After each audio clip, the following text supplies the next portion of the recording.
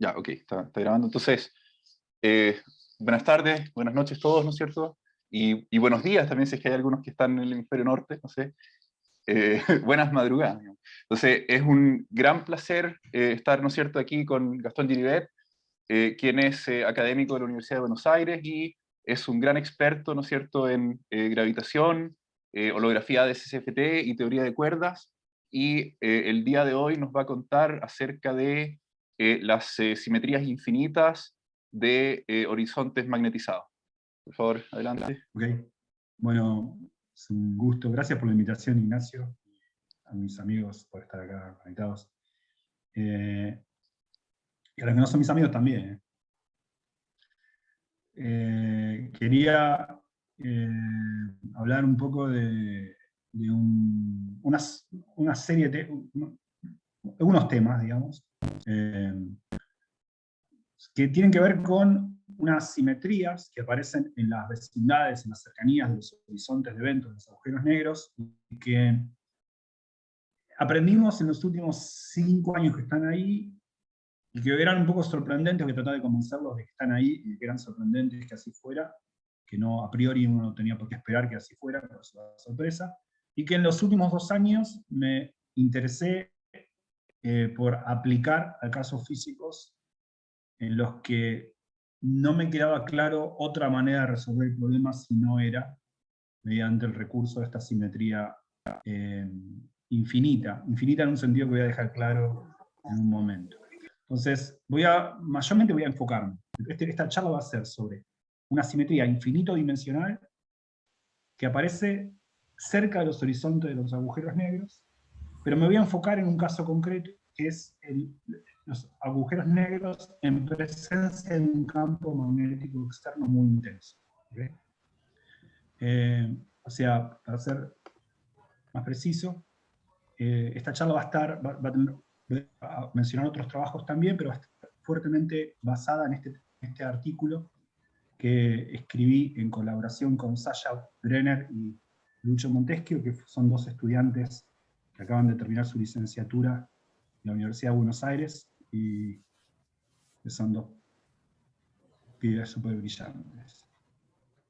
Entonces, la motivación es la siguiente, primero voy a intentar motivar por qué estoy interesado, estábamos interesados los 3 en estudiar agujeros negros en tales situaciones, es decir, agujeros negros en presencia de campos magnéticos muy intensos. En primer lugar, bueno, la motivación principal, a pesar de que esta imagen en nuestro artículo es un poco anterior, es una semana antes de esta imagen, pero todos habrán visto esta imagen reloaded de M87 estrella, el agujero negro que está supermasivo, que está en el centro de M87. Es un agujero negro que tiene 6 por 10 a la 9 masas solares, que está en el centro a 53 millones de años luz de acá. Y este aspecto peludo del agujero negro responde a la polarización de la luz del disco de acreción. Esta es la silueta del agujero negro recortada en el fondo incandescente que lo envuelve, y ese pelaje da cuenta de la polarización de la luz, de la cual uno infiere el campo magnético ahí, porque el campo magnético es lo que produce esa polarización. Entonces, una primera motivación es entender agujeros negros supermasivos, ahora que sabemos y vemos que tienen campos magnéticos intensos. Y esos campos magnéticos no son anecdóticos. Esta es la misma galaxia, MESI 87, porque están relacionados, son la razón de por qué estos agujeros negros emiten estos jets.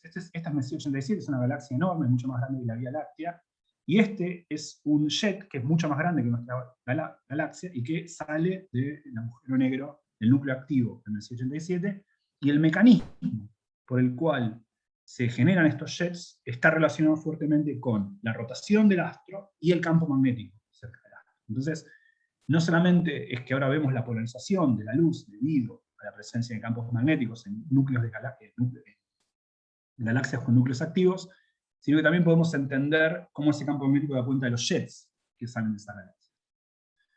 También en Sagitario A estrella, está este artículo de Nature de 2013, en el cual, a pesar de que no tiene mucha actividad, a pesar de que tiene una actividad pretérita en el pasado, Sagitario A estrella era un agujero negro muy activo, ahora no es muy activo, no obstante hay evidencia observacional de que hay campos magnéticos muy intensos cerca de él. Cuando digo muy intensos en este contexto, estoy hablando de unas decenas de Gauss, ¿no? En ese sentido muy intensos.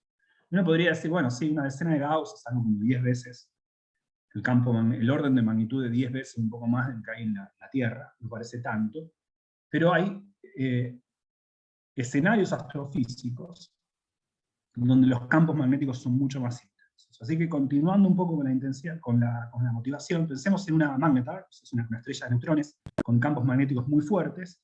Estos campos magnéticos, no hay muchas magnetars porque los campos magnéticos de una magnetar decaen muy rápidamente, en 10 a la 4 años. O sea, en 10.000 años se agotan, merman mucho. Pero los magnetars tienen campos magnéticos de 10 a la 11 Tesla. O sea, 10 a la 11 Tesla es pornográfico. Es un campo magnético tremendo. Ahora voy a dar cuenta de cómo poder tener en cuenta cuánto campo magnético estamos hablando cuando decimos 10 a la 11 Tesla, ¿no? Para los que saben ustedes, estos son órdenes de magnitud. O sea, un resonador magnético tiene 1 Tesla, ¿no? O sea, esto es 10 a la 11 Tesla. Pero para que demos cuenta de que entonces un escenario posible es un sistema binario, ¿no? Una estrella de neutrones, un magnetar, y un agujero negro, en los cuales el agujero negro está muy cerca de su compañera, y entonces está sometido a campos magnéticos de 10 a la 11 Tesla. Ya no estamos hablando de 10 Gauss, 30 Gauss, 100 Gauss, estamos hablando de 10 a la 11 Tesla, ¿no? Entonces, ¿por qué es importante esta diferencia? Porque para que tengamos en cuenta cuánto es 10 a la 11 Tesla, pensemos cuánta energía magnética, la densidad de energía magnética es el campo magnético al cuadrado, cuánta energía magnética equivale a 11 Tesla, usando E igual a mc cuadrado, es exactamente la misma densidad de masa o de energía que 10.000 veces la densidad del plomo. O sea, un campo magnético de 11 Tesla, 10 a la 11 Tesla, tiene 10 a la 4 veces más densidad de energía o masa que el plomo. Entonces, estamos hablando de campos magnéticos en los cuales el back reaction gravitatorio de la misma energía magnética ya no es desdeñable. ¿Okay? Entonces, son escenarios en los cuales el agujero negro está en un campo magnético cuya energía magnética curva el espacio. Ese es el régimen en el que vamos a hablar. Ese es a lo que me refiero cuando digo campos magnéticos intensos. No es mucho, sino es más que eso. Ya no puedo despreciar el back reaction gravitatorio debido al mismo campo magnético. Pero igual esos escenarios son relativos, porque igual ese campo magnético de 10 a la 11 Tesla en un magnetar, primero, decae en 10.000 años, ya no está ahí, pero también decae muy rápido con el espacio. Es un campo dipolar, así que decae muy rápido con el espacio. Es más, si uno se aleja 300.000 kilómetros, que es la distancia de la Luna, y ahí la imagen está, ya el campo se mide, pero ya no es tan fuerte. Para darse una idea, igual es muy intenso. Si tuviésemos una magnetar a mitad de camino entre la Luna y nosotros, borraría absolutamente todas las tarjetas de crédito de todo el planeta. O sea, estamos hablando de campos magnéticos muy, muy fuertes. Pero bueno, esa distancia de la Luna a la Tierra, ¿no?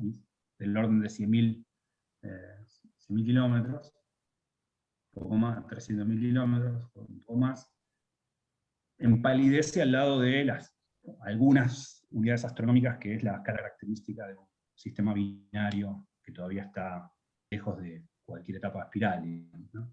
Pero igual, es interesante tener en cuenta el back reaction gravitatorio. Hay otras razones por las cuales estudiar los fenómenos. Uno es el efecto Meissner. El efecto Meissner uno lo conoce para superconductores, pero los agujeros negros también tienen el mismo efecto. Cuando uno baja mucho la temperatura de Hawking de un agujero negro, que equivale a decir cuando lo hace rotar muy rápido, porque cuanto más rota un agujero negro, menor temperatura tiene. Cuando uno lo hace rotar y llega a una temperatura crítica, igual que un superconductor, expulsa la línea de campo hacia afuera. Y un efecto muy parecido al efecto Meissner, entonces uno también puede estar interesado en estudiar ese aspecto, o interesado en estudiar ese aspecto matemático de cómo se da dinámicamente eso. Y para eso, nuevamente, lo mejor es entender qué pasa cerca del horizonte. Es un fenómeno que ocurre cerca del horizonte. Así que eso es lo que los invito a estudiar, que veamos agujeros negros en presencia de campos magnéticos externos muy intensos. ¿Está bien? Entonces empecemos con M87. por dar una foto que tenemos, así que déjenme abusar de ella, digamos. Entonces, la idea es entender un poco qué pasa cerca de los sensores, cerca del agujero negro, hacer un zoom in de la dinámica cerca de él. Pero antes de eso, déjenme ir un paso atrás, porque voy a exportar de ahí herramientas matemáticas, y hagamos un parate, digamos, ¿cómo entendemos hoy los agujeros negros? Al menos cuando queremos escudriñar en sus propiedades termodinámicas, que es de lo que voy a hablar, su temperatura, que ya mencioné, su entropía. ¿Cómo entendemos los agujeros negros cuando queremos entender su termodinámica? Bueno, la herramienta con la que contábamos hace 20 años es el principio holográfico, así que de ahí voy a empezar. Lo que yo quiero hacer es algo distinto, es entender cerca del horizonte. No obstante, voy a ir un poco hacia atrás y voy a hablar de ADS-CFT, el principio holográfico, y es decir, ¿cómo entendemos los agujeros negros? Voy a empezar por ahí. Bueno, tenemos una región en el espacio donde hay un agujero negro y lo embebemos en anti de Sitter. Eso es lo que hacemos. Ponemos el agujero negro en el bulk, en el seno de un espacio que es anti de Sitter. Es decir, espacio con curvatura negativa constante. Si querés, la generalización dimensional del plano de Poincare. Si queremos la versión lorentziana, el universal covering de la versión lorentziana de la extensión dimensional del espacio de Lobachevsky, como lo quieran llamar, anti de Sitter. ADS para los amigos, tenemos anti de Sitter, y ahí adentro metemos un agujero negro. Entonces entendemos el espacio de los agujeros negros, entendiéndolo. No es que no entendamos agujeros negros si no están en anti de Sitter, pero solo en anti de Sitter sabemos a ciencia cierta cómo hacer física microscópica de ellos. Por ejemplo, contar los grados de libertad que dan cuenta de su entropía. Entonces, metemos el agujero negro en anti de Sitter, es un agujero negro en anti de Sitter, y sabemos que es dual a una teoría conforme que vive en el borde del espacio. Por eso el principio holográfico, esto es D-dimensional, 4-dimensional, y esto es 3-dimensional porque vive en el borde de este espacio 4-dimensional. Y sabemos que los agujeros negros tienen temperatura, la temperatura de Hawking, a la que voy a llamar T. El agujero negro es un objeto, es un cuerpo negro que tiene una temperatura T. Y si queremos entender la temperatura de los agujeros negros, lo único que tenemos que hacer es decir, bueno, esta teoría conforme que vive en el borde y da cuenta de lo que pasa dentro del espacio, con el principio holográfico, emula, da cuenta de, es dual, codifica lo que pasa en el espacio, bueno, también tendrá que estar a una temperatura T, a temperatura finita.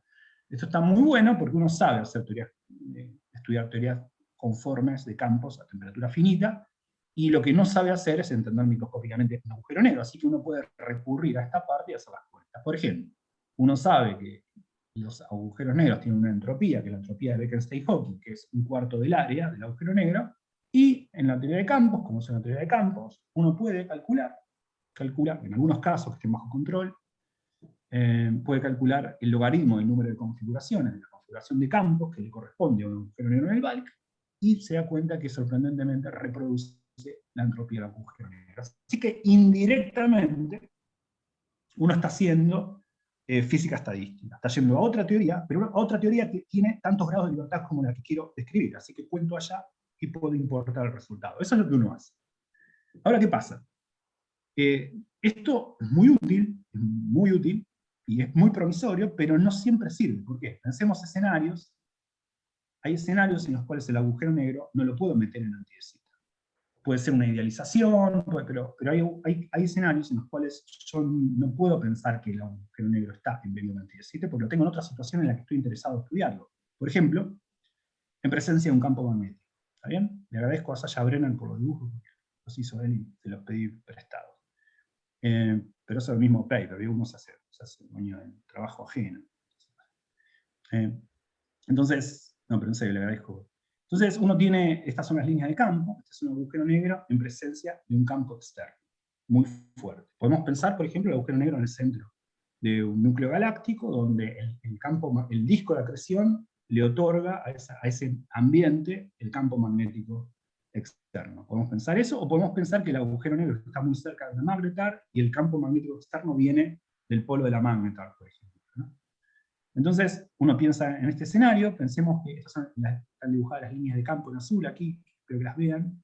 Uno puede pensar en quitar el agujero negro y entonces las líneas de campo se enderezan, pero el espacio queda embebido en un campo magnético uniforme. No uniforme, pero digo, con las líneas para arriba.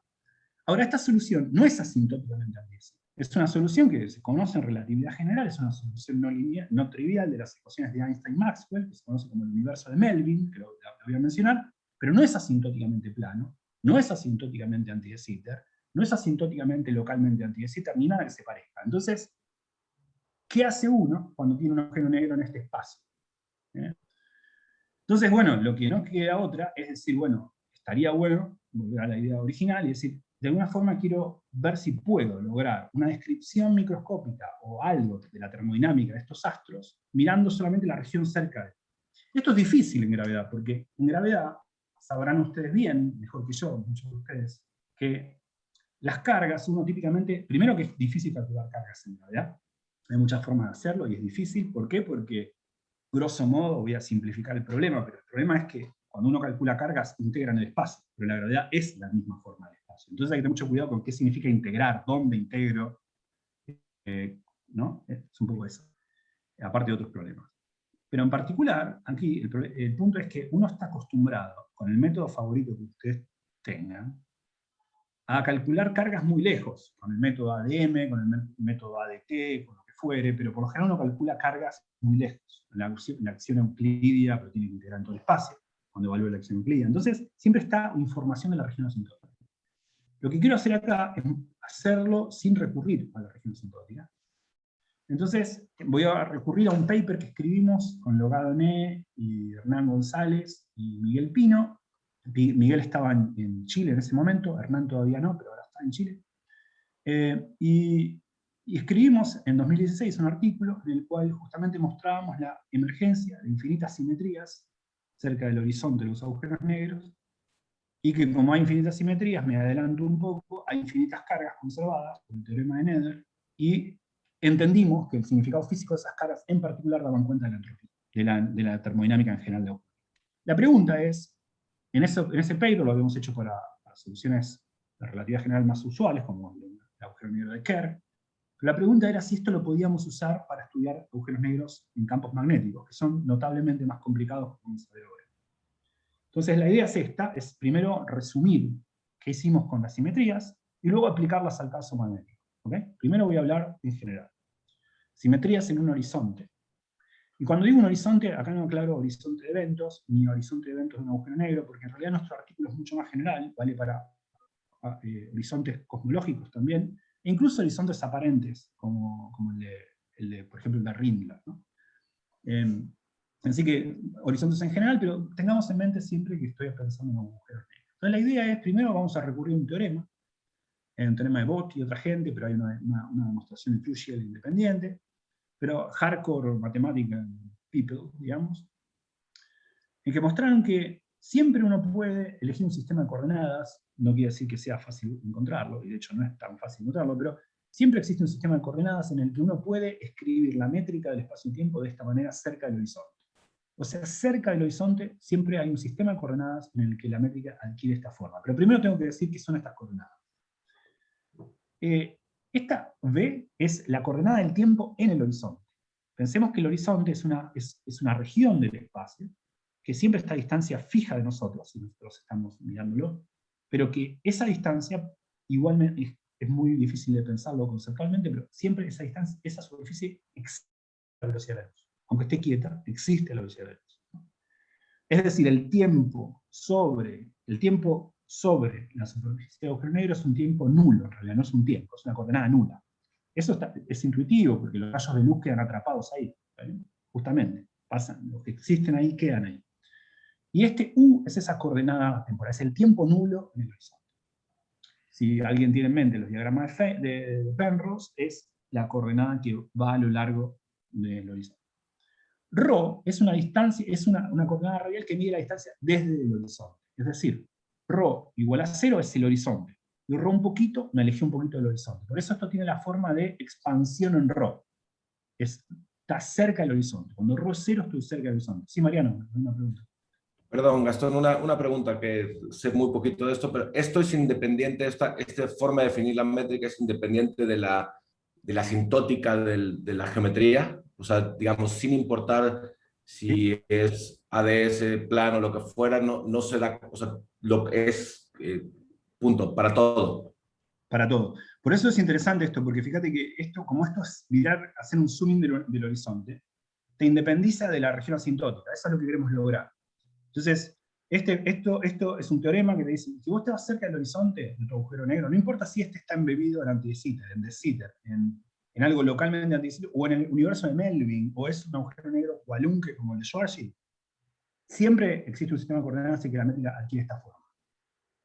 Y eso no quiere decir que esta función, por ejemplo, θ, esta función de aquí, esas sean las mismas funciones. Siempre hay una función que es esa. Déjame decir qué son las otras funciones para dejarlo muy claro. Las coordenadas A y B van de 1 a 2, son dos coordenadas. ¿Y qué son esas dos coordenadas? Son las angulares sobre el horizonte. Así que, y Z A es phi, y Z sub 1 es phi, y Z sub 2 es θ.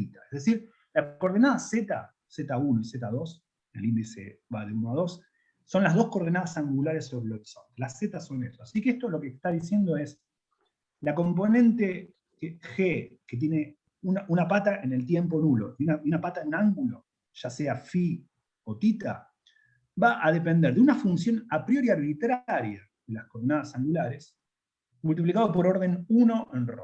No aparece, por ejemplo, raíz cuadrada de ρ o logaritmo de ρ, nada. Eso es un teorema. Esta es la forma de la métrica. Siempre existe un sistema de coordenadas en que la métrica cerca del horizonte la puedes escribir de esta manera. Lo que pregunta Mariano es, ¿esto es independiente de la asintótica? Sí, si tengo un agujero negro ya en anti de Sitter o ya en Minkowski, sí. Lo que sí es cierto es que esta función no será necesariamente la misma. Sí es cierto que va a tener un orden 1, un orden 2, y va a ser así, no va a tener un orden 0. Pero no quiere decir que esta función no codifique de alguna manera el espacio en el que estás. ¿Bien? ¿Ok? No sé si respondí, Mariano. Sí, sí, perfecto. Sí, sí, totalmente. Y una última duda. Si hubiera dependencia temporal, digamos, si las cosas no fueran estacionarias. Muy bien. Vos decís, por ejemplo, si acá hubiese una dependencia del tiempo. Sí, exacto. Sí, sí, sí. Bueno, sí, lo podés hacer. Y de hecho, hasta cierto punto se puede avanzar. Lo hicimos en un artículo, no el que conté en el TCR Review Letter, porque es más corto, pero escribimos otro artículo con Hernán Logá y Miguel Pino, en el cual lo hicimos. En ese caso hay un problema ulterior, que es cuando llegás a calcular las cargas de Nether, esas cargas no son integrables. Un problema de integrabilidad, un problema matemático. Por un lado. Pero por otro lado, si uno piensa en agujeros negros que tengan horizontes aislados, es decir, lo que se llama isolated horizon, que técnicamente significa que están en cuasi equilibrio, podés asumir que no depende del tiempo. Pero la respuesta es sí. El juego que voy a hacer, en realidad podría ser más general, y en nuestro paper es más general, pero me voy a centrar en este caso, porque esto es lo que yo necesito para describir agujeros negros magnetizados. Puedo ser más general que esto. Gracias. Ahora, como estoy interesado en agujeros negros, en presencia de un campo electromagnético, mejor dicho, magnético, no me puedo quedar con lo que hicimos en nuestro primer paper, hay que tener en cuenta también el campo electromagnético. Entonces hay que pensar no solamente cómo decae la métrica cerca del horizonte, recordemos que el horizonte es ρ igual a 0, sino también cómo decae el campo eléctrico cerca del horizonte. Ya no estoy pensando en cómo decae la asintótica, muy lejos, colombianamente o lo que fuera, sino cerca del horizonte. Y este es el Gastón. desarrollo que uno propone. Como vemos acá, hay dependencias de tiempo, pero también las podés pedir en otros lados más. Pues uno puede pedir condiciones de contorno más generales, menos relajadas. Gastón, Pero la pregunta que uno se te hace entonces es... Te puedo preguntar una cosa. Este tipo de comportamiento cerca del horizonte, ¿uno lo puede estudiar para otras hipersuperficies que, no sé, tengan implicancias similares al horizonte? No sé, pensando en cuerdas cósmicas, Meissner string, ese tipo de cosas, ¿admiten una expansión cerca de ellas, tal como tú estás haciendo acá? Es una muy buena pregunta. Sí, vos y yo compartimos nuestro amor por la Meissner string, entonces también entiendo la motivación, que son objetos interesantes para estudiar también. Yo creo que la respuesta es no exactamente estas boundary conditions, porque esta boundary condition lo que tienen es que usan el hecho de que el horizonte es una superficie nula. Y la Meissner string no es una superficie nula. No obstante, igual la respuesta es que creo que sí se podría pedir otras boundary conditions no tan distintas. Es una buena pregunta, no lo exploré la verdad, pero es una muy buena pregunta. Vale, No exactamente gracias. las mismas, eso seguro, porque, repito, la misma string es una superficie con dimensión 2, pero no es nula, digamos. Está perfecto, gracias. Entonces lo que uno hace es decir, bueno, ¿qué transformaciones de simetría me dejan esta forma invariante de la región asintótica? Es decir, ¿qué difiomorfismo le puedo hacer a la métrica? ¿Qué transformación de gauge le puedo hacer al campo electromagnético? De manera tal que el comportamiento asintótico cerca del horizonte cambie, por ejemplo, puede cambiar esta función por otra, pero no va a cambiar el hecho de que mantiene este orden en la expansión. Es decir, voy a permitir que esta función cambie por otra, θ, pero no voy a permitir que aparezca un orden cero o un logaritmo de ρ. Esa es la simetría que voy a pedir. ¿Cuáles son las simetrías que respetan este conjunto de métricas? Para los que estén familiarizados en ADS-CFT, esto es lo que uno pide cuando pide en el borde, por ejemplo, en Brown No, pide cuáles son los difemorfismos que dejan la asintótica de antidecisita invariante. Lo pide en el mismo sentido. No es que la va a dejar exactamente invariante, va a tomar un espacio-tiempo y lo va a mandar en otro difeomorfo al anterior, pero que comparte con el primero ser asintóticamente antidecisita en un sentido muy preciso. Este es el sentido en el que nosotros estamos definiendo asintóticamente bien comportado en el horizonte. Y uno hace la misma pregunta, pero en lugar de en el borde antidecisita, cerca del horizonte. ¿Cuáles son los difeomorfismos que respetan este conjunto de métricas? ¿Cuáles son las gauge transformations que respetan este conjunto de campos electromagnéticos? Y la respuesta es que, sorprendentemente, si uno parametriza todos los vectores de Killing y todos los parámetros de gauge, acá están dados por esta función psi y esta función epsilon, se da cuenta que hay infinitas. ¿Por qué? Porque están definidas a más o menos funciones arbitrarias de los ángulos. U, Y y T. Son 4, porque recuerden, fíjense que Y tiene un índice que va de 1 a 2. Hay Y1, Y2, epsilon, U y T. Son funciones arbitrarias. Es decir, vos me das 4 funciones arbitrarias y yo te doy siempre una transformación de gauge y difeomorfismo que preservan esta forma de la métrica. Son un montón para cualquier función arbitraria. Esto es reminiscente de lo que pasa en teoría de campos conformes, donde cuando uno se hace la pregunta en dimensión 2, ¿cuántos son los difeomorfismos que preservan la métrica salvo un factor conforme? Y la respuesta es las funciones holomorfas y las estereomorfas, todas ellas. Entonces el álgebra se vuelve infinito dimensional. Lo mismo pasa acá. Uno toma estas funciones, las expande en modo de Fourier, y se da cuenta que forman un álgebra. Y sin demasiada sorpresa, se da cuenta que el álgebra es infinito dimensional. Cerca del horizonte de los agujeros negros pasa algo muy parecido a lo que pasa en la asintótica de un espacio tridimensional de antidecisita. Aparecen infinitas cargas, generadores de difeomorfismos y transformaciones de gauge. Es más, si lo miran con cuidado, se van a dar cuenta que hay 2 copias de álgebra de Virasoro acá, los 2 primeros renglones. Y después hay infinitas cargas conservadas. ¿Por qué? Porque todos los corchetes que no estoy escribiendo acá, porque conmutan, son ceros. Entonces, por ejemplo, los TNM conmutan con todos los TMN. Y M y N son cualquier entero, o sea, M, N, K son cualquier entero. Tengo infinitas cargas conservadas. Tengo 2 álgebras de Virasoro, en suma semidirecta, porque ven que se mezcla con el T, con lo que se conoce como supertraslación, no porque sea supersimétrico, sino porque son infinitas cosas que conmutan entre sí, como las traslaciones lo hacen. Entonces, esto se conoce como, no sé qué nombre tiene esta álgebra, se parece mucho a la álgebra BMS, pero no es exactamente la álgebra BMS, pero se parece mucho. Ahora bien, el teorema de Nether me dice que si yo tengo estas simetrías continuas, tengo unas cargas conservadas. Entonces, si tengo infinitas simetrías con una para cada función arbitraria, tengo infinitas cargas conservadas. Entonces calculamos las cargas conservadas usando el método Varnish-Brandt y obtenemos esta carga. Esta carga es para cada función que me das, cada función Y1, Y2, cada función T, yo te doy una carga distinta. Lo cual es increíble, tengo una carga para cada función arbitraria que se te ocurra.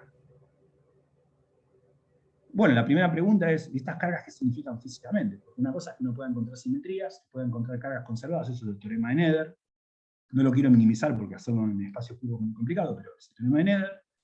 La pregunta es, ¿físicamente qué miden? Bueno, tomamos la más simple de ellas. Por ejemplo, U es 0, la función puede ser arbitraria, tomala al 0. Y1 es 0, Y2 es 0, y T, tomalo constante. Ese es el caso más tonto que uno se le ocurre. Y da que la carga es la entropía.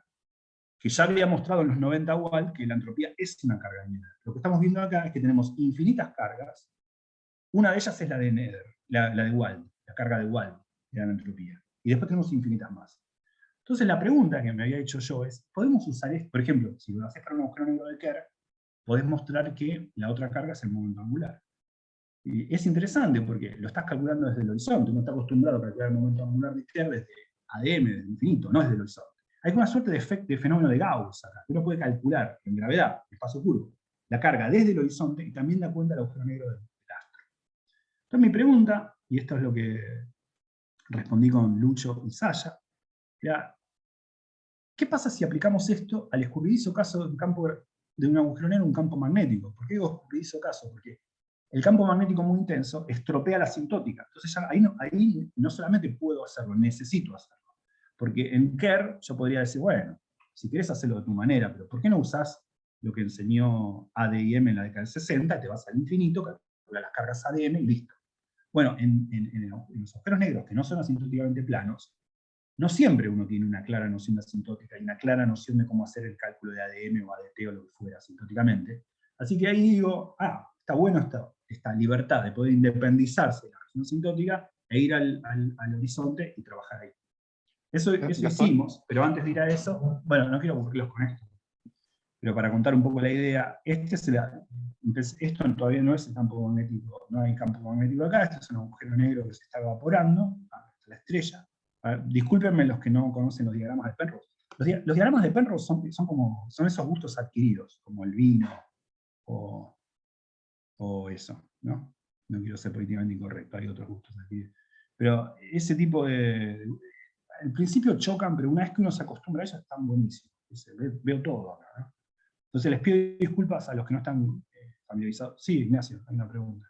Sí, una pregunta. Que, esto que mostraste tú de la, ¿cómo se llama? De esta álgebra que tú encuentras cerca del horizonte, es como una generalización de este Kerr-CFT, de esta como relación Kerr-CFT. ¿Ese sería un caso particular o no? Muy buena pregunta, es muy buena pregunta. En nuestro paper hicimos un comentario sobre eso. Fíjate que nosotros, yo acá no estoy diciendo nunca que el agujero negro es extremal, el horizonte es extremal. Puede serlo o no. El análisis en caso extremal es un poco sutil, pero se puede hacer también. En el Kerr-CFT es un agujero negro siempre extremal, así que, o casi extremal. Así que en principio no es lo mismo. Nosotros podemos hacer esto con Schwarzschild, por ejemplo, que está lejos de ser el rango de validez de Kerr-CFT. Ahora la pregunta es, cuando lo hago para el extremal, ¿da lo mismo que Kerr-CFT? El resultado sí, pero el análisis es muy distinto. A pesar de que hay una álgebra de Virasoro involucrada, yo no tengo carga central. Tengo carga central cero. Entonces no es exactamente igual que Kerr-CFT. No obstante, debe haber una relación entre ambos y la exploramos un poco, pero no la encuentro. Es una muy buena pregunta y creo que es una pregunta abierta. Ajá. Sí, yo estaba mirando acá porque en el álgebra que mostraste son como dos copias como del álgebra de Bit más que de Virasoro, ¿no? Porque es como si la carga central fuera cero, pero cuando tú dices que en el caso particular de que lo haces para Kerr, reproduces el resultado si no tienes carga central, ¿cómo es eso? O sea, eso no lo entendí. Porque fíjate que el cálculo en Kerr-CFT es distinto. Uno que hace, calcula el álgebra de Virasoro, lee la carga central, que es 12 veces el momento angular del agujero negro, y luego lo que hace es usa la fórmula de Cardy con esa carga central. Acá no usamos la fórmula de Cardy en ningún momento. La carga evaluada, la carga, no la carga central, la carga evaluada, ya es la entropía. Perfecto, ok, ya, muchas gracias. Esa es la diferencia. O sea, por eso digo, es distinto, pero igual podemos obtener de otra manera la misma información. Nosotros también tenemos la entropía, pero de otra manera. Claro, gracias. Pero es una buena pregunta, porque dispara a otras. Por ejemplo, hay una álgebra de Virasoro, en nuestro caso la hay, distinta a la del Kerr-CFT, pero hay una álgebra de Virasoro. Habrá una teoría conforme que la describa. Si es así, esa teoría conforme tiene que tener carga central cero. Y si tiene carga central cero, es una teoría no unitaria. ¿Estás diciendo acaso, puedes preguntar, que cerca de los horizontes de los agujeros negros, extremales estos o no, hay una teoría conforme no unitaria que describe? Es demasiado decir, no estoy diciendo esto. Estoy diciendo, al menos la simetría es compatible con eso. De ahí a que haya una teoría contra simetrías. Sí, perfecto. La idea es solamente considerar un agujero negro, y en este horizonte, este es el horizonte del agujero negro, créanmelo para los que no les gustan los diagramas de Penrose, ahí uno mira y dice, bueno, tengo la posibilidad de hacer simetrías ahí, con pequeñas traslaciones diferenciales en ese punto, y eso me da la simetría. Hay un paper reciente, eso se parece mucho a la simetría BMS. Si saben, la simetría BMS es hacer lo mismo, pero acá, en la región asintótica. Acá lo hacemos en el horizonte. Hay un paper reciente de Sabrina y Berlinde que hicieron este cálculo y lo relacionaron estas simetrías con de supertraslación que aparecen acá con lo del firewall. Es un paper, lo menciono porque es un paper relativamente reciente, hace unos 6 meses, y quizá alguno, si les interesa lo del firewall, hay una línea abierta para comunicarse con esa subcomunidad de gente que le gusta quemar cosas.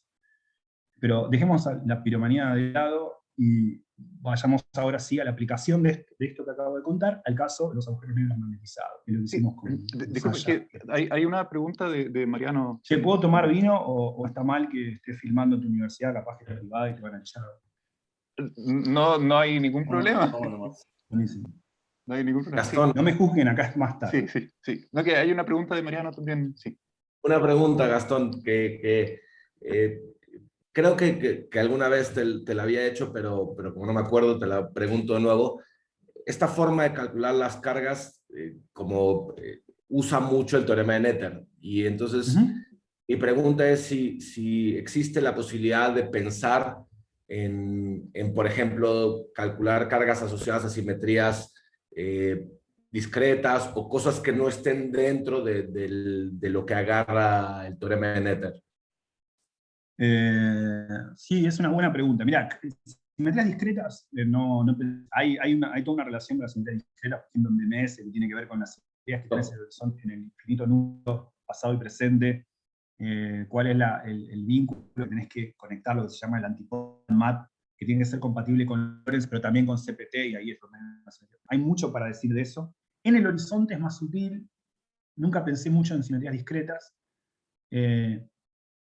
Sí pensé más en cargas topológicas, que tampoco son cargas de Noether. Con Rodrigo hemos perdido tardes hablando de cómo calcular cargas tipo NAT, esas cosas, con Cristóbal también. No lo sé, o sea, cargas topológicas es más fácil de hacer. Cargas, no sé, la verdad. La respuesta es, no pensé mucho en simetrías discretas. ¿Y qué significaría eso? Pero es una buena pregunta. Es una buena pregunta. Obviamente, ahí no funciona el teorema de Noether, pero igual podría ser interesante pensar en simetrías discretas o cargas globales incluso en un contexto mezclado con esto. La verdad que no lo sé. No lo pensé. Gracias. Pero es una buena pregunta. Bueno, con los amigos acá, lo que hicimos fue aplicar este método a agujeros negros. Entonces lo voy a hacer en 3 pasos. Lo primero que voy a hacer es describir qué es un ambiente magnético. Después voy a poner un agujero negro ahí, pero primero solamente la geometría, porque acá estamos pensando, no en una aproximación de prueba, donde tenemos un campo magnético que no afecta la geometría. No, acá el campo magnético está curvando el espacio. Recordemos, por ejemplo, una magnetar, la densidad de eso es 10.000 veces más que el plomo. Así que más vale que el back reaction gravitatorio del campo magnético per se ya lo tengamos en cuenta. Así que empecemos por eso. Antes de agujero negro, el campo magnético curvando el espacio. Esa solución se conoce hace mucho, en realidad se conoce de 1917, pero había que buscarla ahí. Pero se conoce como el universo de Melvin. Esta es la métrica del universo de Melvin. Si ustedes lo ven, el campo magnético está dado por B0. Si B0 es 0, cuando dicen no hay campo magnético, esto se vuelve un 1, y entonces es Minkowski. Obviamente, Minkowski, si esto es un 1 y esto es un 1, es Minkowski escrito en coordenadas cilíndricas. Pero cuando B no es 1, lo pueden ver ustedes inmediatamente, como está acompañado de un R cuadrado. Esto hace que asintóticamente no sea un espacio plano. De hecho, asintóticamente es una nueva asintótica. Acá si quieren calcular cuánto es el campo magnético, está dado por esto. Este es el verdadero valor del campo magnético. Es un campo magnético que va en la dirección Z, por eso H sub Z, las demás componentes son 0. Ahora voy a hablar de la geometría un poco, pero antes de eso, esto lo que da cuenta es cuál es la geometría si en el espacio solo existe un manojo de líneas de campo magnético apuntando en Z. Es eso. Y es más, se puede mostrar que es estable, eso lo mostró Thorne, Wald. Entonces esto se conoce como el universo de Melvin. Y es una solución exacta a las ecuaciones de Einstein acopladas a las ecuaciones de Maxwell, que dan cuenta de un manojo de campos magnéticos para arriba, todavía no hay agujero negro, pero son tan intensos que curvan el espacio. De una manera tal que la asintótica ya no es asintóticamente plana. Por supuesto, en la situación física, esto describirá dentro de una galaxia. Luego se acaba la galaxia y sí el espacio será asintóticamente plano. Pero acá estamos en la región de donde estamos haciendo un zoom in del centro de la galaxia. Estamos mirando una región grande comparada con el agujero negro, pero chico comparado con la galaxia. Acá, en esta región, la solución que domina cuando no hay agujero negro es esta. Y ahora vamos a poner un agujero negro. Pero antes de eso, estudiamos la geometría. Como decía, cuando B es 0, esto es mi cosa. Pero cuando B no es 0, fíjense que aparece acá un factor, lambda a la menos 2, y acá lambda a la 2, es distinto. Entonces uno puede ver que debido a que cuando te vas muy lejos, R crece, entonces esto crece, entonces esto decrece, y esto da cuenta del cociente entre el radio y el perímetro. O sea, es decir, a medida que te vas alejando en espacios planos, vos tenés que a medida que te alejas, los círculos son cada vez más grandes, un factor pi. Pero acá no, acá a medida que te alejas, los círculos no crecen tan rápido, debido a la presencia de este factor acá que va creciendo. Es más, si te vas de mambo, en un momento los círculos empiezan a ser muy lejos, más chicos que acá. Es como el espacio te empieza a cerrar. ¿Sí? O sea, muy lejos, los perímetros, dividido el radio, son más chicos que muy cerca, menores que pi. Entonces, esto es lo que da cuenta de esto, ¿no? Ese es el embedding, se va curvando, las secciones planas de T constante se van curvando. Esto, como decía, da cuenta de esta geometría, da cuenta de un manojo de líneas apuntando hacia arriba. Y acá en blanco se ven que son más intensas en el centro, y luego no es uniforme, van cambiando. Es un manojo, pero es estable, ¿no? Lo golpea y las líneas se mantienen. O sea, es esto básicamente lo que estamos con. No es uniforme, pero es un manojo de líneas de campo hacia arriba. Lo que vamos a hacer ahora es poner un agujero negro. Ponemos un agujero negro en ese lugar. Entonces, ahora la geometría cambia un poco. Por supuesto, esta métrica. Esta métrica pueden ver ustedes que si la masa, fíjense, acá hay una función f, que es esta función, se parece a la de Schwarzschild. Cuando la masa, y esto da cuenta, m es como la masa del agujero negro. Cuando m es 0, esto se vuelve un 1, y se vuelve la métrica de Melvin de antes. Es como agarrar el agujero negro y lo saca. Quedaron solo en la línea de campo. Otra forma de hacerlo es cuando, en lugar de sacar la masa y dejar el agujero negro, y dejar las líneas de campo, o lo contrario. Saco las líneas de campo y dejo el agujero negro, o sea, B es 0, esto se hace 1, y la métrica queda Schwarzschild. O sea, esta es una métrica que interpola entre Melvin y Schwarzschild. Es una métrica que encontraba en los 70 Ernst y Will, usaron el método de Harrison para encontrar soluciones, y encontraron esta solución exacta que describe exactamente esto acá. Un agujero negro en presencia del universo Melvin. Un agujero negro en presencia de líneas de campo en dirección Z, que ahora se van a ver, como las ven acá, se ven deflectadas las líneas de campo, porque la solución es no trivial, ¿no? O sea, eso hace back reaction gravitatorio sobre la línea de campo, y la línea de campo hacen back reaction gravitatorio. Entonces, este es el campo. Pueden ver acá que ahora el campo adquiere una tendencia radial, porque ven que ya no va siempre para arriba. Bueno, esta es exacta solución de las ecuaciones de Einstein. Y acá este diagrama lo que dibuja es que enfatiza el hecho de que esto es un agujero negro en presencia de un campo magnético, pero no es asintóticamente plano. Este es el diagrama de Penrose de algo asintóticamente plano. No lo es.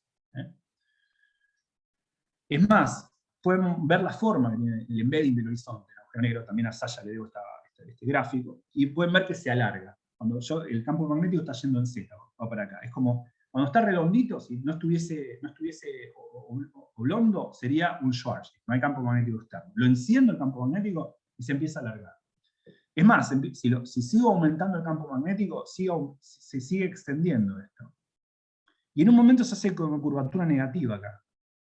Porque recuerden que si B es muy intenso, esto crece más rápido, entonces a menor radio ya logré que esto sea muy grande, entonces esto muy pequeño, y esto da cuenta de los círculos. Así que estos son los diagramas del embedding, se entienden de la misma métrica.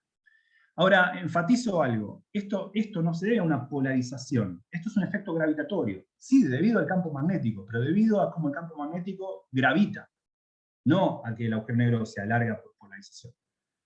Se polariza gravitacionalmente. ¿Está? Es más, hay que ser muy cuidadoso, porque si uno ingenuamente toma esta métrica y va a decir, cualquier persona sensata que haya desayunado medianamente bien a la mañana, y va a decir que phi va de 0 a 2pi. ¿Por qué? Porque cuando de campo magnético cero, esto deviene Schwarzschild. Pero hay que tener cuidado, porque en realidad si uno hace eso, va a encontrar que en el polo norte y en el polo sur hay dos singularidades cónicas. La verdadera identificación periódica que hace que no haya singularidad en los polos no es 2pi, es 2pi por un factor que depende del campo magnético. Que cuando el campo magnético es cero, la periodicidad es de 2pi, pero si no, hay que ser más cuidadosos. Pero eso es un detalle, uno lo hace con cuidado y encuentra la periodicidad adecuada, y entonces el agujero negro es una cosa así, una especie de huevo Kinder, pero lleno de singularidades. Tercera y último paso. Ahora que ya pusimos un campo magnético, pusimos en él un agujero negro, vayamos y hagamos un zoom in cerca de su horizonte y usemos nuestra técnica. Eso es lo que hicimos, ¿está bien? Entonces calculemos las cargas. Pero antes de calcular las cargas, recordemos que estas cargas que las podíamos calcular, están en nuestro paper del 2016, pero guarda, con nuestro paper hay un teorema que mostraron unos matemáticos que dice que siempre existe un sistema de coordenadas tal que podés escribir la métrica del campo electromagnético de tal forma. Pero a la hora de hacerlo, eso es bien complicado, bastante complicado. O sea, por ejemplo, cuando hicimos el paper original, gracias a Hernán, quien se dio cuenta del cambio de coordenadas que te llevaba a Kerr a eso, es tan complicado hacer otras soluciones como Tau-NAT, que yo preferí elegir otro sistema, preferí cambiar las boundary conditions antes de encontrar el sistema que sé que existe, en el cual esto funciona. Entonces, esto es pericia de Luche y de Saya, me doy cuenta cuáles son las transformaciones que lograban esto que los matemáticos me dicen que se puede, que es poner la métrica de un agujero negro en el espacio de Melvin, de esta manera, y el campo magnético de esta manera. Entonces, eso es bien complicado, porque hay que mostrar que cerca del horizonte de esta geometría se puede escribir así. Entonces, no quiero aburrirlos, pero les voy a mostrar un cambio de coordenadas, tienen un montón de cosas horribles, lo que fuere, pero uno hace el cálculo y encuentra que también en este caso, que es mucho más complicado, porque el área ya vieron que es un huevo Kinder, no es una cosa redonda. Si uno calcula, integra y todo, se da cuenta de que en efecto sigue siendo cierto, y esto es provisorio, que la carga más simple me sigue dando entropía correctamente. Bien. Pero la pregunta es, ¿qué pasa en otros casos? Por ejemplo, ya dijimos, ya que vamos a ver el caso de agujeros negros cargados, en campos magnéticos externos, carguémoslos también. O sea, vamos a poner lo que vamos a hacer ahora, vamos a hacer el caso más general, vamos a considerar un agujero negro en un campo magnético externo, y encima lo vamos a cargar al agujero negro. No solamente darle masa, sino carga. Y tanto magnética como eléctrica. Empecemos por la eléctrica, que curiosamente es la más complicada. Esta solución que estoy poniendo acá es un agujero negro en un campo magnético externo con carga eléctrica y masa. La carga eléctrica está dada por Q, no es Q, pero está relacionada con Q. La masa está relacionada con M. Si el campo magnético es cero, no es trivial verlo, pero pueden convencerse, esta solución se vuelve Reiner-Nostrom, como uno esperaría. Ahora, por ejemplo, si B es 0, omega es 0, el camino cruzado se va. Si B es 0, esto se vuelve 1, entonces esto se vuelve un 1, se vuelve un 1. Y como ven, F es exactamente la Reiner-Nostrom, así que esto se vuelve Reiner-Nostrom. Ahora, cuando hay campo magnético, se vuelve esta cosa horrible que está en pantalla. ¿Está bien? Bueno. El campo magnético se vuelve más complicado todavía. Acá lo escribimos de una manera sucinta, pero esta es la parte real de esto, que es un complejo, ¿está bien? No hay un problema con que sea un complejo, porque dice que en la métrica aparece el módulo, y en el campo electromagnético aparece la parte real, pero se vuelve muy complicado. Esta es la forma más sucinta que yo conozco de escribir esta métrica, y es bastante complicada. Otra pregunta interesante es, ¿por qué es un término cruzado entre T y Φ? Porque es como que el agujero negro está rotando, pero no hay momento angular, no hay un J en esta métrica. ¿De dónde viene ese momento angular? ¿Es un momento angular o es un artefacto de que yo estoy dando de un sistema de coordenadas rotante la cosa? Es un verdadero momento angular, esa es la respuesta. Y es interesante entender, porque no quiero aburrir con esto. Si quieren entender, bueno, nuevamente, lo que hicimos acá es redefinir coordenadas para mostrar que en efecto podemos escribir la métrica y los campos de coordenadas, incluso en esta métrica cargada, de la forma en la que me permite calcular sus cargas. Y entonces calculamos sus cargas y da esto. Por ejemplo, la carga más sencilla ahora, como ven, se pone más complicada. Entonces aparece acá la masa del agujero negro, aparece la carga del agujero negro, aparece el campo magnético externo. Pero si uno se esfuerza y tiene en cuenta todos los periodos de de identificación adecuada de todo lo que tiene que tener, exactamente la entropía. Lo cual ya era como mucho decir, porque este caso es mucho más abstruso que los anteriores. Pero esto nos encorajinó y dijo, si es así, entonces calculemos otras cargas. Por ejemplo, la carga eléctrica, la asociada a la conformación de Gauge. Y da este resultado, que cuando el campo magnético es externo, es cero, da la carga. Hasta ahí está todo bien.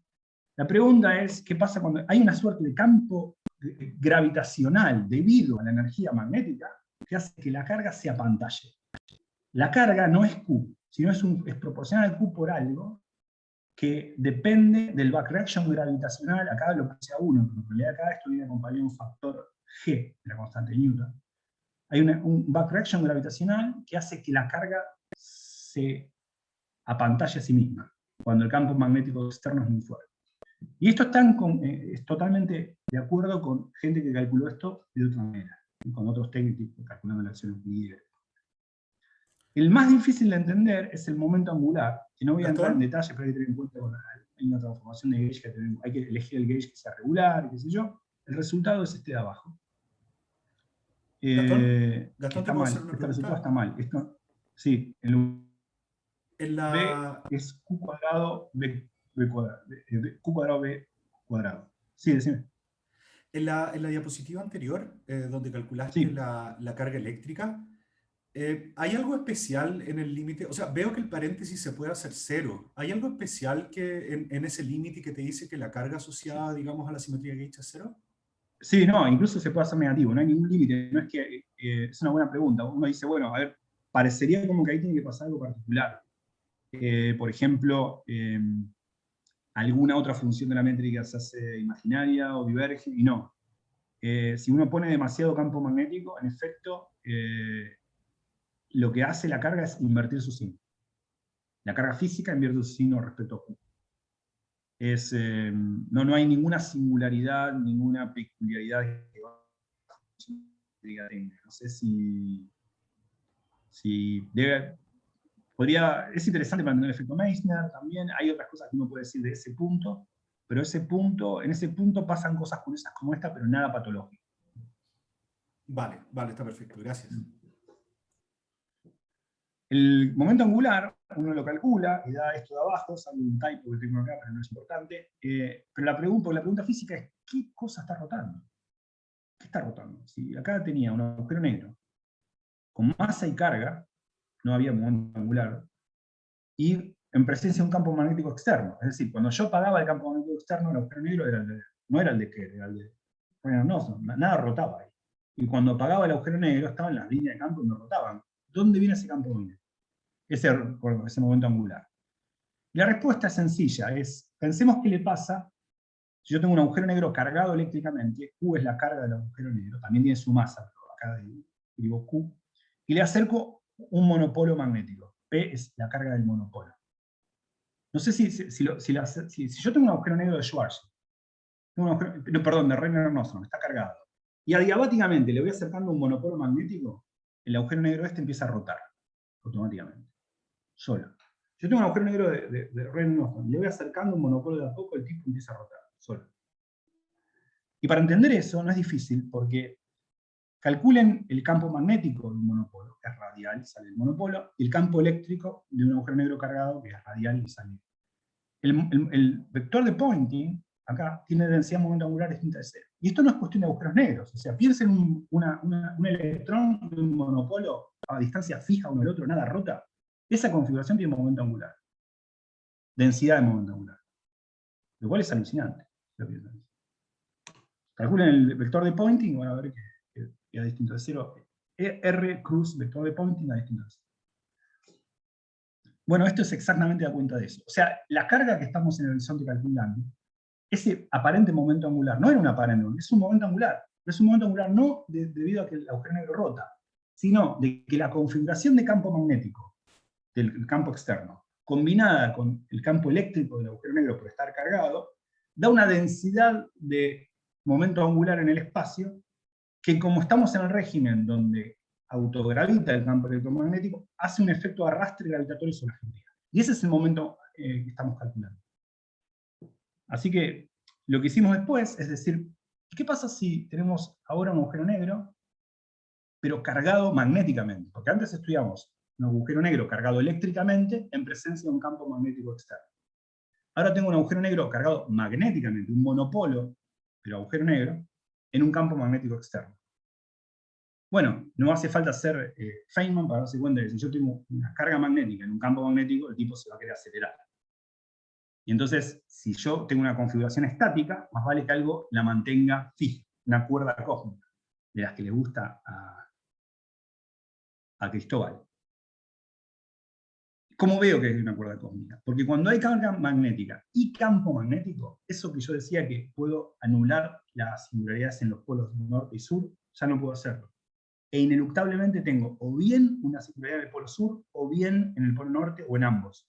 Pero no puedo eliminarla. Y eso físicamente se entiende, porque si un agujero negro está cargado magnéticamente y está en presencia de un campo magnético externo, si es estático, algo tiene que estar sosteniéndola. No puedo cargarme ese algo limitado.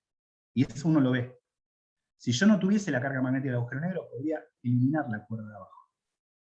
Pero cuando le pongo carga magnética ya no puedo. Y eso es el hecho físico de que la carga, algo tiene que sostener este agujero negro para que no se me vaya como un globo para arriba. Esto nos invitó a estudiar, ya que hay cuerdas cósmicas en juego, no solamente esto, sino otras soluciones con cuerda cósmica, por ejemplo la simétrica. Esto lo hicimos en otro paper, en el cual está también Sasha y Lucho, pero también Andrés Navalón. Estudiamos las dos agujeros negros acelerados, tirados cada uno con su cuerda cósmica, pero en presencia a su vez de un campo magnético externo, y encima estos agujeros están cargados. O sea, el caso más general que se nos ocurría, lo hicimos con carga eléctrica y carga magnética. Lo que podemos mostrar es que en ese caso sí se puede cancelar la cuerda cósmica, porque ahora sí el agujero negro está acelerado. Entonces, si uno elige la aceleración, que sería la que el campo magnético externo le propinaría a un agujero negro con tal carga magnética, justo en ese caso, es el único caso donde se puede hacer suave el horizonte, y quiere decir, en ese caso, no necesito una cuerda cósmica para acelerar. O sea que la obstrucción topológica de poder eliminar en una cuerda cósmica, acá está siendo claramente física. Si no puedo hacerlo, es porque insisto yo en vano con tener una configuración estática cuando la dinámica electromagnética me lo impide. También hicimos, también en el paper con Navalón, Sasha y Lucho, otro caso que es el análogo gravitatorio a Melvin, que es una solución que encontró Marco Astorino y Adriano Viganò hace 2-3 semanas, que para mí es alucinante. Dos agujeros negros que están uno enfrente del otro en presencia de un campo gravitacional externo, ya no magnético. Y ellos mostraron que esa solución existe, y son dos agujeros negros que están quietos ahí. Uno dice, ¿por qué no coalesce? Bueno, porque hay un campo gravitacional que los separa también, pero gravitacional. Es como el análogo gravitatorio a Melvin. Es una solución exacta de las soluciones de Einstein en 4 dimensiones, en vacío, regular, que nadie había visto. Lo cual es analítica. ¿Verdad? Bueno, esta es la solución de Astorino. Nosotros mostramos que esto se puede hacer en este paper con Navalón, Sasha y Lucho. Y también hicimos el caso de la simétrica en anti-Sitter, porque la simétrica es un agujero negro acelerado en anti-Sitter. Es una cosa que yo no sabía, me explicó Andrés, la verdad que no lo sabía. Pero anti-Sitter, se los cuento, muchos de ustedes van a decir, ¿cómo no vas a saber eso? Tenés 47 años, 48 años, no sabes esto. Se pueden ofender, tienen razón, me pueden apagar la cámara y todo. Pero yo no lo cuento porque no lo sabía. Cuando vos tenés, ¿qué es ahí te atiendo, Ignacio. En anti-Sitter lo puedes escribir en coordenadas cosmológicas, y es como un universo que en lugar de acelerarse, se desacelera, ¿no? Es lo contrario a de Sitter, que se acelera. De hecho, uno, si escribe anti de Sitter como Robertson Walker, encuentra que tiene como un coseno en el factor de escala que se va desacelerando. Entonces quiere decir que un agujero negro acelerándose en anti de Sitter, en anti de Sitter, tiene que primero, para ver todo lo que un agujero negro acelerado ve, tiene que pasar el umbral de la desaceleración de Sitter. De anti de Sitter. Anti de Sitter es como que tiene una desaceleración per se. Entonces, para ver los efectos de una aceleración en serio, hay que pasar esa primero. Por ejemplo, no hay radiación de Unruh hasta un dado umbral de aceleración. Otro ejemplo, no hay horizonte de Ringler hasta una dada aceleración. Eso hace que el caso de Anti de Sitter no sea solamente cuantitativamente distinto, sino cualitativamente distinto, porque existe un solo agujero negro acelerado. Eso no existe en espacio plano. Siempre que tengo un agujero negro acelerado, existe otro acelerado por otro lado, porque la cuña de Ringler es simétrica. En Anti de Sitter no es así. Entonces, estudiar un solo agujero negro acelerado era un problema que muchos no habían estudiado otros, el caso de 2, pero no de 1, porque es otro hay sutileza de por qué es más difícil. Pero dijimos, es más difícil por las cuestiones asintóticas. Si nuestras herramientas funcionan, vamos al horizonte y tendría que funcionar, y en efecto mostramos que uno reproduce la entropía de un agujero negro en cualquier régimen de Anti de Sitter, cuando este está acelerado incluso, desde el punto de vista del horizonte. Uno calcula la entropía y, bueno, eso es todo lo que tengo por hacer, más responderle a Ignacio la pregunta. ¿Qué pregunta tenés, Ignacio? Sí, Gastón, es una pregunta sobre Gracias.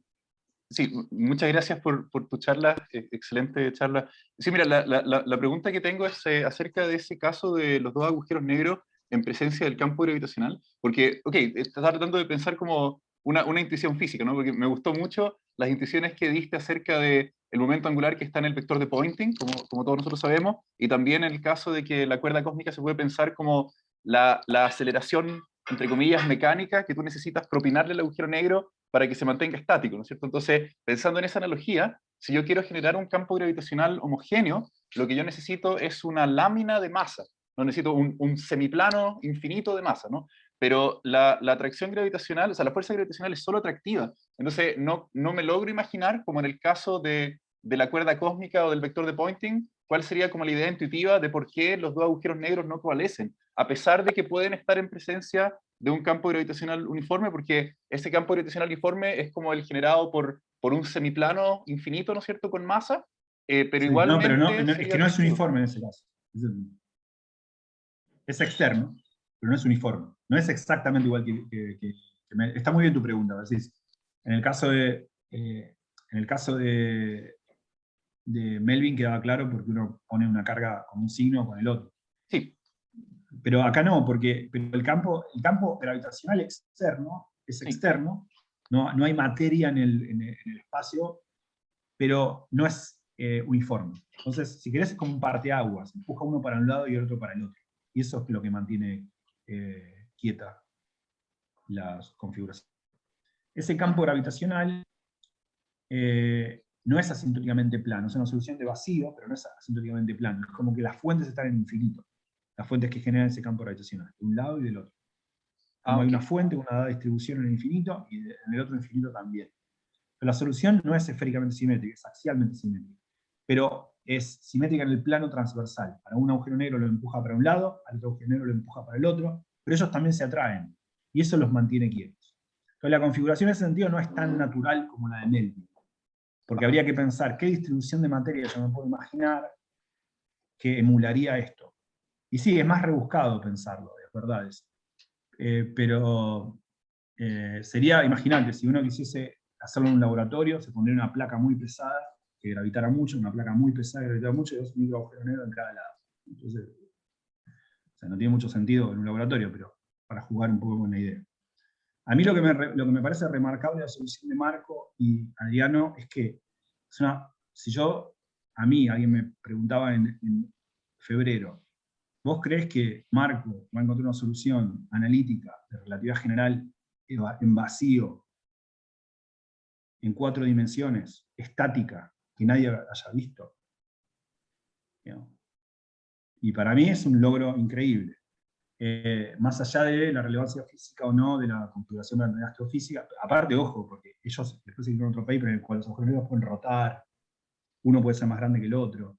Estudian el límite adiabáticamente en cuando se juntan y vos ves cómo se van deformando gravitacionalmente y forman una gota sola, es increíble. Entonces, a mí me parece esa solución, en efecto, estoy de acuerdo con vos, Ignacio, es difícil pensar qué configuración de materia podría dar origen a esta configuración, pero lo cierto es que es una solución exacta de la relatividad general y que quizá valga la pena explorar más. Entonces yo me siento invitado a estudiar esa solución mucho. En este paper solamente mostramos que nuestra técnica vale para aplicarlo ahí, Pero, de hecho, nuestro paper es anterior al paper de ellos. En la versión revisada agregamos esto. Entonces, este es un resultado muy reciente. Hace un mes el de ellos. Pero es una buena pregunta, sí. ¿Y cómo hablo? ¿Qué tipo que habla mucho? Entre Ignacio y yo podríamos estar, boludo. No, falta Edelstein. Ahí seríamos. Muchas gracias por la respuesta, sí, se entendió mejor, sí. Sí. Cristóbal tiene una pregunta.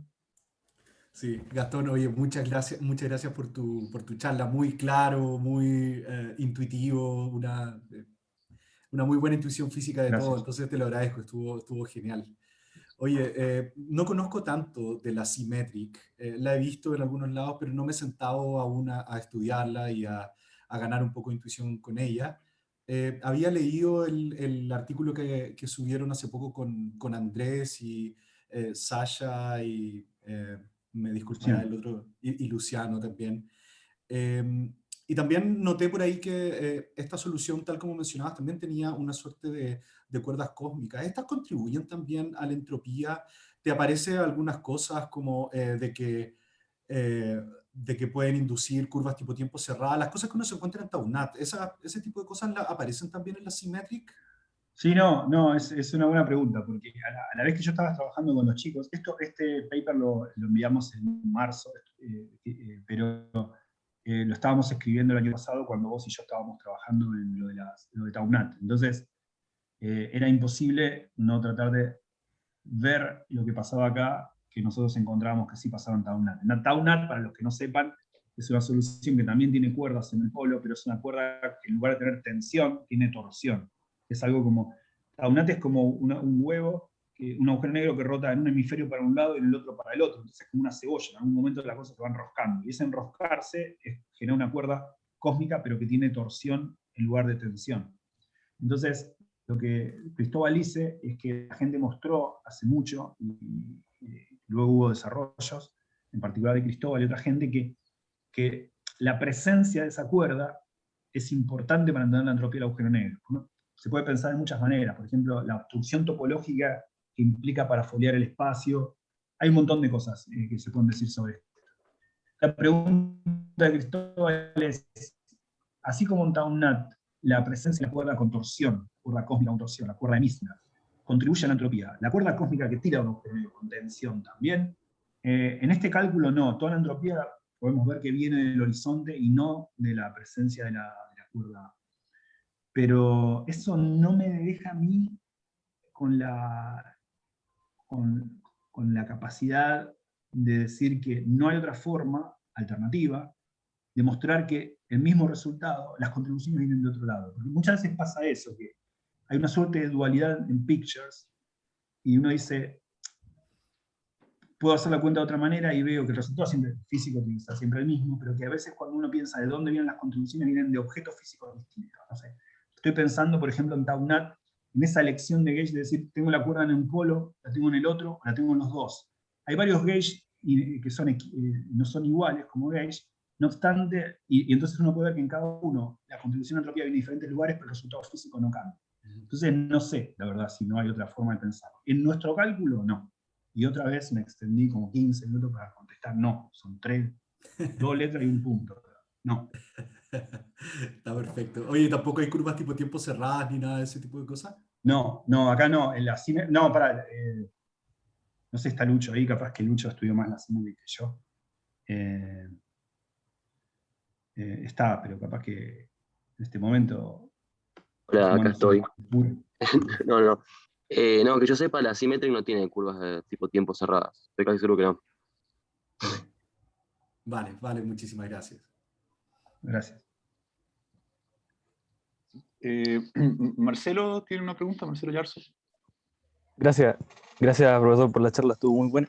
O sea, yo tengo una pregunta sobre este teorema, digamos, de que uno puede escribir la métrica de esta forma que había puesto cerca del horizonte.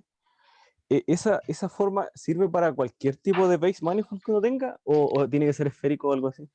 No, está muy bien tu pregunta, no, vale en general. Es más, obviamente, siempre que el horizonte sea singular, ¿no? Perdón, regular, que no haya nada raro. pero no pedís nada, ni siquiera pedís que sea compacto, nada. De hecho, tanto es así que en nuestro paper, no en el PRL, porque era muy corto, el segundo, uno que escribimos en 2016 con Hernán, Laura y Miguel, con más detalles, entre esos detalles, dijimos, ¿qué pasa de esta pregunta que decís vos? ¿Qué pasa cuando tenés un agujero negro que tiene una topología que no es la de una esfera? No pensamos en agujeros negros topológicos, que lo podés hacer, pero sí pensamos, por ejemplo, en el horizonte de Rindler. La cuña de Rindler no es un agujero negro, es un horizonte aparente, porque depende del observador, pero es un horizonte. Y ahí es no compacto, es un plano, literalmente. Y ahí también funciona, porque el teorema, la respuesta es que el teorema es en general, para cualquier geometría, compacta, no compacta, de curvatura constante, positiva, no constante, cualquiera. Siempre que el agujero negro, que el horizonte del que estás hablando sea regular, no sea una verdadera singularidad. Hay soluciones como el grafo de McVick y esos que en realidad un horizonte de eventos no es un horizonte de eventos, porque es circular, ahí no vale. Pero topológico, no topológico, cualquier cosa. Es un teorema muy fuerte, ¿no? Ok, sí, sí, buenísima. Gracias. Y otra pregunta, en esta solución de Ernest Weil que había mostrado, la que, digamos, el black hole que está en un campo magnético intenso, es digamos, ¿cómo es el diagrama de Penrose después de que ¿cuántos horizontes tiene? Esa me pregunta en el fondo. Digamos, parece algo así como en el caso de, digamos, no sé, estaba pensando si es que aparecía otro horizonte, si es que uno le ponía un campo magnético intenso o algo así. No, en ese caso no. El caso de la solución más sencilla de Ernst Will, porque tienen varias, no. Pero cuando le pones aceleración, sí. Por ejemplo, la Symmetric ya sí. ¿Por qué? Porque ahí aparece el horizonte de un agujero negro. La extensión maximal de la geometría tiene otro agujero negro. Pero encima tenés los horizontes de aceleración, porque es un agujero negro acelerándose. Entonces, ahí hay más horizontes y depende para dónde mirás. Porque el agujero negro va a haber un horizonte de aceleración, sí, pero en una dirección muy particular, como todo acelerador, como todo observador acelerado. Va a haber un nuevo horizonte si miran la dirección de la aceleración, pero no si miran las transversales. Entonces el diagrama de Penrose es bien complicado. Y si vos mirás cuando hay aceleración, por ejemplo la Symmetric, cuando vos mirás los papers que estudian la estructura causal, vas a ver que hacen varios diagramas de Penrose, uno para cada dirección en la que estás mirando. No te alcanza el diagrama bidimensional. Es bien abstruso. En algunos parecen como un diagrama balloon que no ves nada porque estás mirando la dirección donde no ves el de aceleración, entonces solamente ves el de eventos. Pero después si mirás para otro lado, transversal ves el de agujero negro y encima ves el de aceleración. Entonces el diagrama de Penrose cambia dependiendo de phi o de theta. Entiendo. Sí, súper. Y otra pregunta, el campo, en el interior del agujero negro, el campo magnético, digamos, ¿es válido también el parche que lo escribiste? O si es Sí, que... o sea, claro, sí. te puedes hacer la pregunta, ¿qué pasa con el campo magnético adentro? ¿No? Claro, sí, Si mirás la solución, que sería como el análogo magnético del universo de Kastner, que sería como mirar adentro del agujero negro, ves una solución cosmológica, porque lo que depende del rayo pasa a depender del rayo, porque el rayo es el tiempo, pero ya no es un universo homogéneo, no es un universo isótropo ni homogéneo, porque tiene poca simetría, tiene dos vectores de Killing. Acá tenés dos vectores de Killing nada más, no tenés cuatro como en Kastner, y podés ver que es con una especie de universo magnético adentro de las líneas. Ahora no tiene la interpretación de las líneas de campo adentro de un agujero negro, porque ya lo ves como líneas de campo que crecen en el tiempo. Porque el variar en el R adentro por la curvatura propia de la línea adentro de la curva, se ve del lado de adentro como R pasa según tiempo, ves como un encenderse y apagarse del campo magnético en una cosmología que se va comprimiendo. No pensé mucho esa es la respuesta, no pensé mucho en el interior del agujero negro, pero existe la solución, lo único que no lo interpretás como las líneas de campo. Para mí las líneas de campo terminan en el horizonte como tales. Ahora, adentro están, buenísimo. pero son ahí habrá que ver qué pasa, sí. Buenísimo. Y otra, lo pregunta, cuando uno calcula las cargas cerca del horizonte, con este método que usaste de Varnish-Brand, la expresión, digamos, para la carga, digamos, las dos formas que uno integra en la superficie, ¿esa coincide digamos, con otra, digamos, no sé, el covariant phase space o algo así? Sí, es el covariant phase space. Ok. Es lo Buenísimo. mismo. Está bien tu pregunta, porque hay varios métodos que la gente llama covariant phase space. Por ejemplo, vos usás el higher wall, el método de wall, por ejemplo, y después tenés que agregar un término de borde, que es el wall supas. Y que básicamente ese término de borde lo que hace es justamente las dos formas, esto de que hablas, las dos formas que vos integrás, tiene una ambigüedad. Siempre hay un término que podés sumarle que tiene divergencia cero. Entonces, el de wall supas, lo que tiene el método de Varnich es que es sistemático, que te dice automáticamente cuál es la forma y no hay ambigüedad en la elección de esa. Pero típicamente cuando coincide con el de Wall, típicamente. Hay muy pocos casos donde verdaderamente hay que usar la de Varnich. Okay. ¿Y no hay sutileza ahí, digamos, con esa ambigüedad cuando uno calcula las cargas? ¿O es como... mi pregunta era... Perdón, es que, se cortó. sorry. Mi pregunta es si es que no hay sutilezas cuando uno usa digamos, con esta ambigüedad que hay para calcular las cargas que digamos... Exacto. No con el de sí. Varnich. Con el de Varnich viene todo sistemático, es constructivo. Para mí es el mejor método para calcular cargas que conozco. Yo no soy un experto en eso, pero para mí cuando uso el de Wall, y sé cuál poner porque es natural, conozco la asintótica, porque hay una razón física por igual, siempre da lo mismo que el de Varnich. Y cuando no sé qué hacer, el de Varnich sistemáticamente te da la respuesta correcta. Ok, buenísimo. Ahora, muchas gracias. esto no quiere decir que sea fácil usarlo. A mí me costó domarlo ese método, porque el método es increíble. La forma en la que Varnich lo escribe en los papers requiere exégetas. Ok, buenísimo. Gracias. Muchas gracias. Cristóbal, ¿tienes alguna otra pregunta? Yo tengo una pregunta. Sí. Gastón, muchas gracias por tu charla, la disfruté bastante. Uno podría ocupar este approach, pero con los otros horizontes de eventos, cuando hay más de un horizonte de eventos. ¿Qué pasa si uno lo hace con los otros horizontes? Sí, es una buena pregunta. Con Laura, por ejemplo, lo que habíamos hecho era estudiar en un paper anterior. A ver, te cuento un poco cómo iba la mano. Tenía una misma pregunta que vos, una buena pregunta, porque cuando lo hicimos con Hernán y con Pino, lo hicimos para Kerr. Estábamos ahora contentos porque nos había costado encontrar el sistema de coordenadas, y aparte era un caso bastante físico, un agujero negro en 4 dimensiones rotante. Ahora, cuando encontrábamos que la carga era en el horizonte, esta cosa de calcular las cargas en el horizonte, a mucha gente no le gustaba. Decía, bueno, pero te da de casualidad porque estás usando algo simple que es Kerr, ¿cuántas cargas vas a tener? Una te va a dar J, la otra te va a dar E. Entonces, con un paper con Laura, lo que hicimos fue, a ver, agarremos una solución bien complicada, que tenga muchos horizontes, como decís vos, y que tenga más cargas, y veamos cuando evaluamos el horizonte de la entropía. Entonces consideramos un agujero negro rotante, con carga de tau en espacio de de Sitter, porque ahí tenés un horizonte cosmológico. Entonces tenías horizontes internos, horizontes externos, cuerda cósmica, o mejor dicho, cuerda de Misner, y mostramos que en todos los casos siempre te daba en qué horizonte evaluabas vos, porque como ahora podés hacer este juego en cada uno de los horizontes, y siempre te daba la entropía de ese horizonte. Por ejemplo, un ejemplo es un agujero negro en el universo de De Sitter. Te vas cerca del horizonte de eventos, calculas la carga A, te da la entropía de Bekenstein. Te vas al horizonte cosmológico, calculás y te da la entropía de Gibbons-Hawking, el horizonte cosmológico. Entonces dijimos, bueno, esto está dando bien, digamos. Pero es una buena pregunta, y la hicimos en un paper anterior que se llama algo así como Cosmological Horizons y algo, porque sobre todo hicimos casos con horizontes cosmológicos. ¿Hay alguna otra pregunta del público?